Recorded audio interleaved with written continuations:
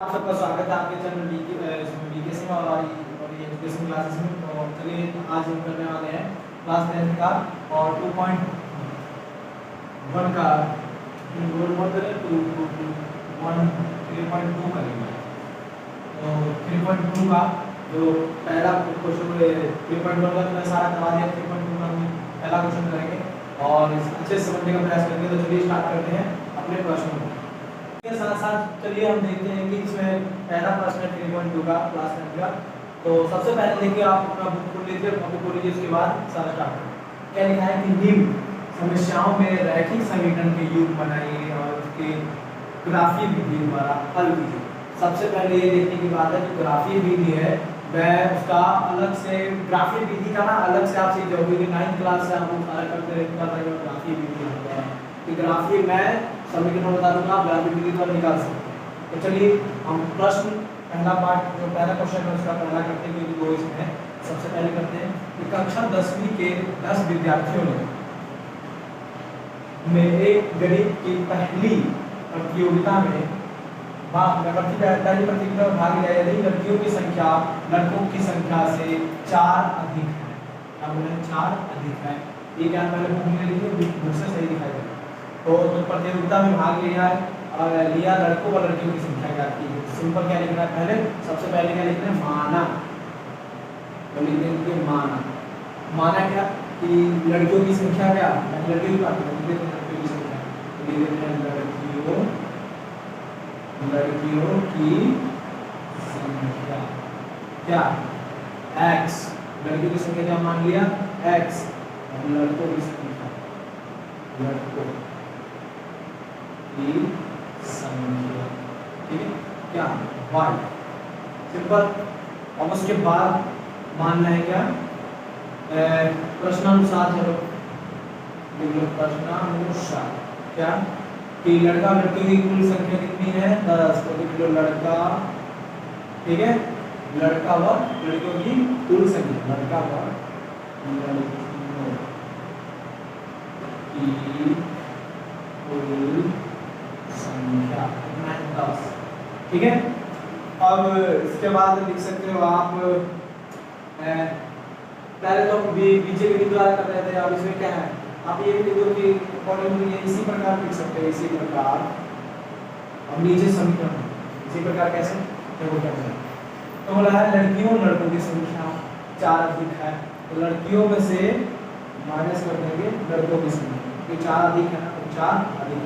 तो बन गया क्या हमारा समीकरण 1, ठीक है, समीकरण 1 बन गया। अब और भी क्या लड़कों की संख्या क्या कीजिए, हाँ और भी बन सकता है x माइनस y ये बन गया। और टोटल इसी में क्या और बन सकता है तरीके से। एक और क्या बनेगा कि टोटल कितना है लड़कियों की, क्या है x plus y equal to 10। ये भी बन सकता है क्योंकि मान लो कि दोनों लड़का लड़की की संख्या 10 है, तो टोटल जो होगा वो तो यहाँ से निकलेगा ना, ये समीकरण 2 बनेगा। या तो इसको पहले लिख लो या तो इसके बाद ये लिखो, ठीक है। तो बस और क्या है कि संख्या क्या कीजिए, सिंपल क्या करो दोनों का 3 3 2 2 हल निकालना। तो मैं निकाल देता हूँ 2 हल निकालना, ये समीकरण का हल निकालना है अपने आप सीधे। और x का मान है मैंने 0, एक समीकरण ले लेता हूँ समीकरण 1 y बराबर 4, x हमारा 0 y बराबर 4, y ये जाएगा 0 4 y जाएगा 4। समीकरण 1 समीकरण 2 इसी का लेते हैं इसी का। तो मान लेते हैं हमने 2 और x की जगह 2 लगाया, y आएगा 4, y है प्लस में माइनस में जाके प्लस किया, अभी प्लस में जाके माइनस करो 4 है ना, आगे वाले बराबर 2 सिंपल लिखना है, ठीक है सिंपल, ठीक है। ये ऐसे भी आप कर सकते हो कि प्लस माइनस में तो जाएगा क्या प्लस में ऐसे आप मान लीजिए माइनस में था मिल जाएगा इसको ऐसे कर सकते हैं माइनस का ये इधर आएगा माइनस, ठीक है। ऐसी हम आप और निकाल सकते हो इसमें, ठीक है। ये हमारा आगे पहला क्वेश्चन सॉल्व हो गया। इसी के साथ साथ हम दूसरा प्रश्न करने जा रहे हैं।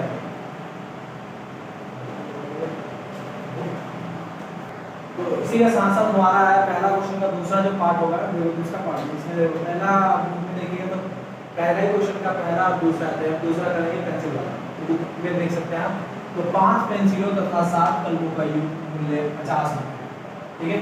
5 पेंसिल तथा 7 कलमों का मूल्य 50 रुपये है, जबकि 7 पेंसिल और 5 कलमों का मूल्य 46 रुपये है। देखो 46 रुपये है ना, 46 रुपये है।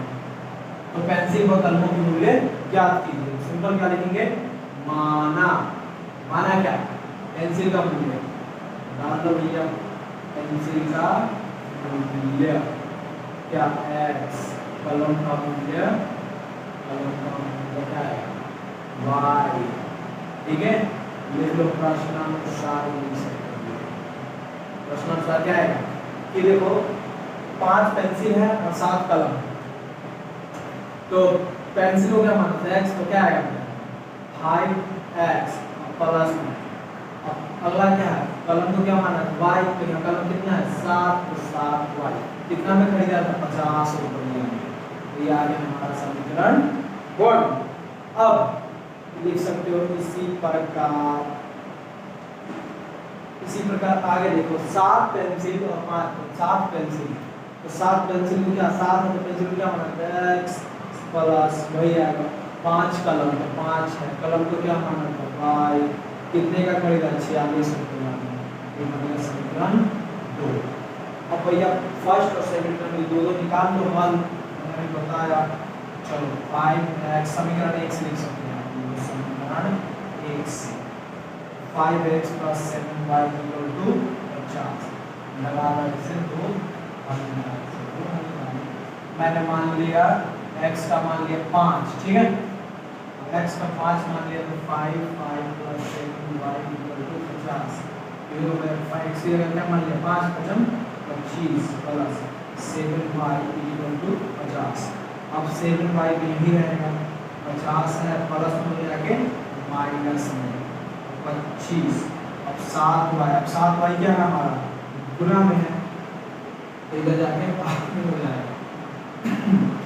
तो यह इधर को भाग कर दो, क्या है 7 या 21, हाँ 7 या 21 और चलो क्या 4 7 35 पॉइंट डाल के 3.5 ये आ गया हमारा पहला। और दूसरा भी निकाल सकते तो आप खुद ही निकाल लो, इसकी जगह कुछ y मान लो तो x कुछ होगा, ठीक है। ऐसे हल करना, ये सीख लो सबसे बड़ा, सबसे ज़्यादा ये प्रैक्टिस करो, 50 पन्ना 30 पन्ना 100 पन्ना, जितना प्रैक्टिस उतना आप पा जाओगे, ठीक है। कोई दिक्कत है तो कमेंट में करो, ठीक है। चलो समझ में आ गया। प्रश्न हमारा दूसरा है, दूसरा आप देख सकते हो। देखो दूसरा में प्रश्न करने से पहले सबसे पहले क्या है अनुपात, बुक में देखिए अनुपात a1/a2 बराबर b1/b2 बराबर c1/c2 की तुलना का ज्ञात कीजिए कि निम्न समीकरण युग्म द्वारा निरूपित रेखाएं एक बिंदु पर प्रतिच्छेदित करती है। तो सबसे पहले आपको क्या करना है, ये देखो ये चीज याद करना है। देखो क्या जब भी a1 a2 नहीं होता है बराबर b1 b2 के, तो उसको क्या बोलते हैं प्रतिच्छेदित करते हैं। गौर से देखो, गौर से समझना है। जब a1 a2 को बराबर नहीं करेगी, बराबर मतलब बराबर होगा b से कट जाएगा, इसका मतलब बराबर नहीं करना है, b1 b2 जब नहीं करेगा प्रतिच्छेदित कहलाती है सबसे बड़ा, इसको समझना बहुत जरूरी है, ठीक है। अच्छा तो a1 a2 बराबर b1 b2 बराबर c1 c2, जब तीनों बराबर लगातार बढ़िया बराबर चलता है उसको क्या बोलते हैं समपाती वेक्टर, ठीक है, समपाती बोलते हैं, यानी बराबर ऐसा। अब a1 a2 बराबर है b1 b2, बाकी c1 c2 बराबर नहीं, तो ऐसी स्थिति में क्या करेंगे, यह समानांतर, ठीक है। तो ये हमारा एक सूत्र है। अब इसी के आधार पे सारा प्रश्न होगा। अब इसी के आधार पर प्रश्न कैसे होगा देखो, एक समीकरणों के द्वारा निरूपित रेखाएं एक बिंदु को प्रतिच्छेदित करती है, तो क्या है बताओ, समानांतर है समपाती है, ठीक है। तो क्या है बताओ, समानांतर है समपाती है प्रतिच्छेदित करती है, क्या है देखते हैं। तो सबसे पहले क्या हम दो प्रश्न लिख लिए हम, तो सबसे पहले क्या है कि ये a1 ये a2 है, ये b1 b2 है, c1 c2 है, ठीक है। तो सबसे पहले देखो a1 हमारा क्या है 5, वैसे आप लिख लेना a1 हमारा 5 है बटे, अब देखो 7 बराबर 4 है, तो 4 का 2 इसको काटो 3 बटा 2 बटा 3 बराबर, अभी तो कटेगा नहीं, अभी अब बताओ ये इसके बराबर है नहीं, जब ये इसके बराबर नहीं है, ये भी इसके बराबर नहीं है, तो इसमें कौन सा लगेगा ये? देखो पहले a1 a2 नहीं बराबर है, क्या प्रतिच्छेद सीधा लिखते हैं, क्या प्रतिच्छेदी ऑफ कुछ नहीं और प्रतिच्छेदी, ठीक है a1 a2 ये भी ठीक है, प्रतिच्छेदी सिंपल समझना है आसान से। अब देखो यहाँ 9 और 18, तो 9 एक 9 9 2 18, तो क्या बचा 1/2, x को छोड़ ये बन गया a1 ये बन गया a2। अब हमारा बचा क्या, अब 3 एक 3 3 2 6 क्या बन गया b1 b2 बराबर 12 एक 12 12 2 24, तो हमारा बन गया c1 c2, ठीक है, क्या है हमारा c1 c2 1/2। अब 1/2 ये भी 1/2 ये भी 1/2 ये भी, तो क्या बन गया तीनों में जब बराबर तो क्या लगेगा ये संपाती संबंध है, संपाती, ठीक है। इतना तो मुश्किल है, कुछ मुश्किल नहीं, बस ये इसके साथ साथ तीसरा कर लेते हैं, इसके साथ साथ देखो तीसरा में कोई ज्यादा डिप्रेशन कोई भी ज्यादा लेने की कोई जरूरत नहीं है। देखो दुख का 2 2 किया 6 वही क्या है भैया 3/1 और इसको 3y है नीचे y, ठीक है, और इसको कटे पे नहीं कर रहे तो क्या आएगा देखो ऑप्शन 3 तो नीचे है तो 3 आ गया, x आ गया 1 आया तो 1x आ गया, बराबर है तो बराबर 3y y पर, अब देखो 3 है यहाँ पे भी 3 है, यहाँ पे एक है तो क्या होगा ये बराबर है।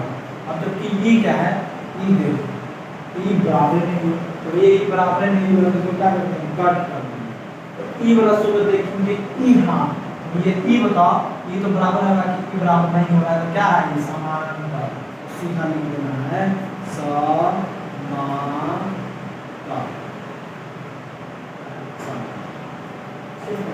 ठीक है। तो इसी के साथ हमारा दूसरा खत्म हो गया, और मैं तीसरा जो क्वेश्चन है मैं तीसरा चौथा एक साथ वीडियो बनाऊंगा, ये काफी लंबी हो जाएगी और काफी लंबी इसलिए, तो चलिए आप भी दोस्तों मेरे को शेयर करिए और हाँ चैनल को सब्सक्राइब कीजिए और मिलते हैं नेक्स्ट वीडियो में। बाय बाय, जय हिंद।